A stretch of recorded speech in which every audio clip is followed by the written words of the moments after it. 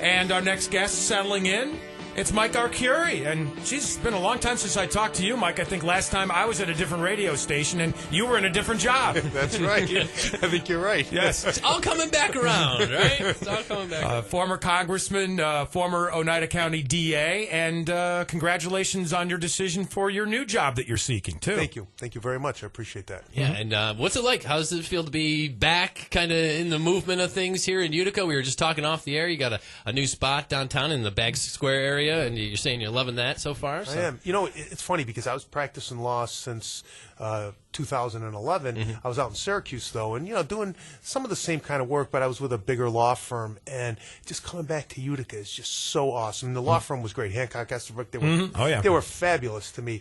But being able to sort of, again, do the, a little of everything, that's how I started. It's funny. I started off doing the sole practitioner gig, and now I'm all the way 25 years later, I'm back doing the same thing again and really loving it. You get a chance to, just talk to people, do wills, do house closings, do all kinds of little things. And I missed that a lot. I didn't realize how much I missed it until I started doing it. Running into a lot of folks maybe from your past. And many from this happened the other day. This was the funniest story of all. Some guy calls me, and I was his attorney 25 years ago. And he always had business issues. He called me the other day, and he said, "Mike, it's so-and-so." He talked to me like 25 years hadn't passed. Like, "Hey, by the way, I need you to do this for me." I was laughing, on the phone because it was like, wow, 25 years. It's like it didn't even pass. He just picked up right where he left off. That's great.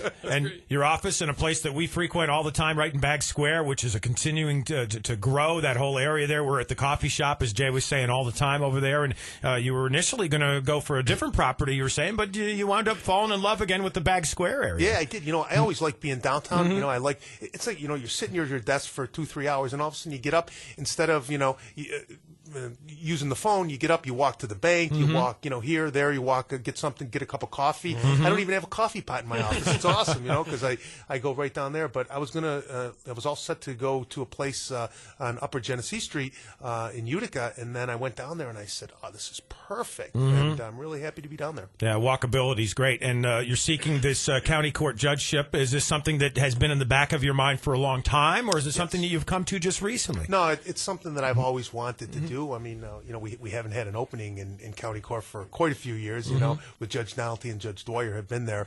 But, I like it because, they try a lot of cases as judges, and they're on the bench a lot. And that, to me, is what I would really like to do. I'm an administrative law judge now with the state of New York. So I get to do occasional hearings, and I really enjoy doing that and writing opinions. So I think this will be sort of the perfect combination for me.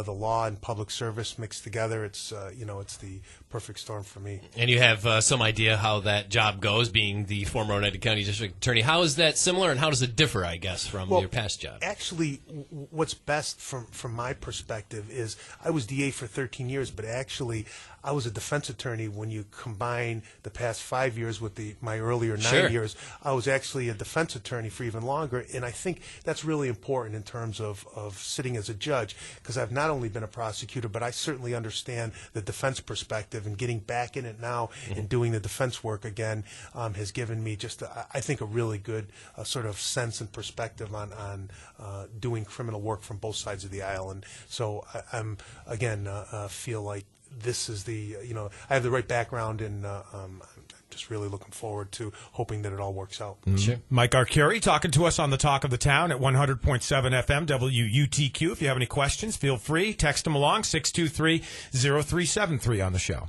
And got to ask, as we're getting into this here now, a new congressional race, maybe you can give us a take of what it was like for you to head to Washington after being here in Utica for some time, and the folks that are thinking about gearing up for this race, what they may face. Well, I can sort of tell you basically what happened with me. I mean, it really is just a totally different world, a totally different environment. As DA, although you can be more political than a judge, you're still quasi-judicial, so there are limitations on what you can do politically.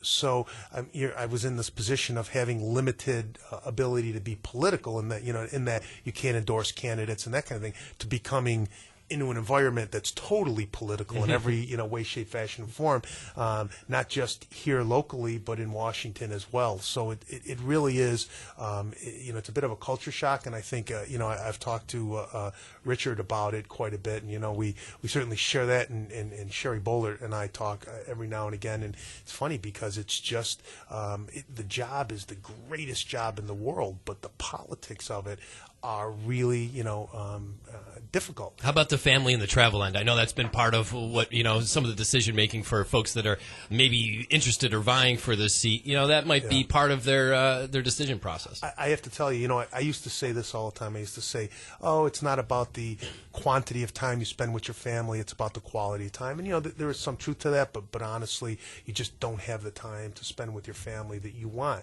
And you don't control your own schedule. They control your schedule for you. So, you miss a lot of things. And in the past 5 years, it's been great to be able to catch every one of my daughter's soccer games and, be there for, in the morning to take the kids to school. So I have to say, I'm at the point in my life where, although that was a fabulous job, that would not be what I would want to do again. Yeah, so Anthony Brindisi decided against it, obviously, because of his young kids, probably, and it's one of the reasons why Richard Hanna is leaving the job there. It's a big district that you represent there, as you well know. Do you think any of the people who are currently in the race are better suited than others to handle the challenges of that job? I'm not about to get into that aspect of it. I had to ask you, though. I understand. I will say that, about the district, it's bigger than the state of Connecticut. Right. Well, it's changed a little bit since you've been in there as well, obviously redistricting. And it's made a little more convenient now because now Binghamton, it's more of a Route 12 corridor kind of. Sure is, which does make it a little easier. But, I used to laugh. I used to say the saying "you can't get there from here" was created for Central New York because I had the Finger Lakes, and if you represent both sides of the Finger Lakes, you can't get there easily. You got to go all the way around the Finger Lakes. So you needed a boat, Mike, right? Put a lot of miles on. That's for sure. Yeah. Talking to Mike Arcuri on the Talk of the Town, 100.7 FM WUTQ. Next step now, as you're gearing up for this judgeship, what do you do? How do you prepare? I've never run for judge before, so I'm not exactly sure. Well, what's the next step then? Well, you get out there. I mean, judicial races are unique in that you can't really do anything but talk about your qualifications for the job in terms of what you do. So it'll just be basically getting out there, seeing people again, letting them know that I'm running for it, trying to convince them that I have good credentials for it and that they should elect me. So that would be probably my next step. What kind of cases does a county judge see? What type of things would you walk into day to day?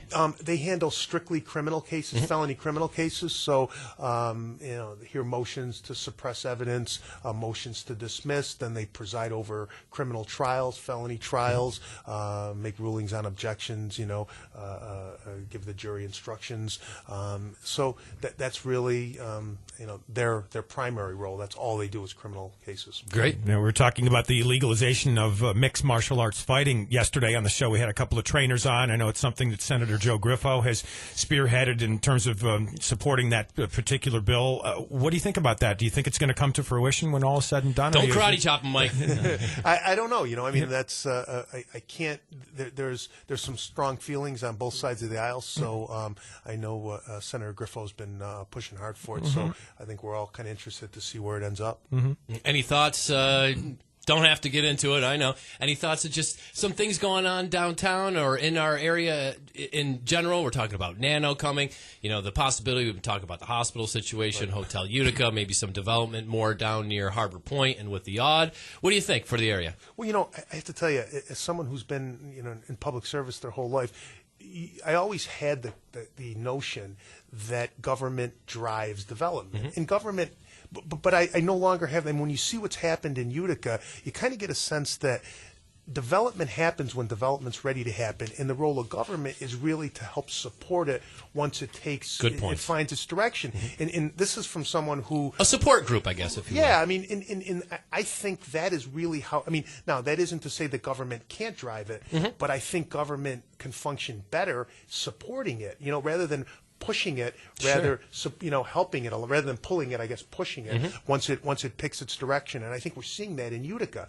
And Mayor Palmieri's done a great job of I mean, there's so many little things that we talk about on Bag Square: parking, traffic flows, walkability. And one thing they just did, it seems like a little thing, but they changed the traffic light in front so that we can now go direct. When Straight. you come off of our street, you can go up Genesee Street. That's a big thing, I mean, you don't think about something like that unless you're down there all the time. Now they just got to repave the rest of the street. Now they got to. They definitely. Well, in all fairness, it was good until this winter. This winter's been tough on it.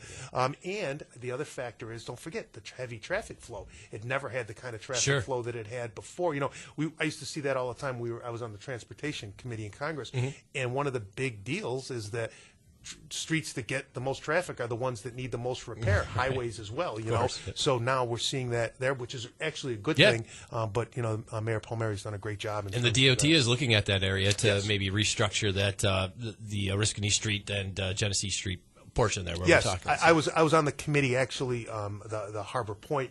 Great. That started that development LDC, and we were talking. DOT was really helpful, and they're open to basically whatever it is that the community wants, and that's really what you want from the state. The state again shouldn't drive it; they should be responsive to what the local community wants, and that's really what they have been doing. Anybody catching your imagination on the national scene for the presidential race right now?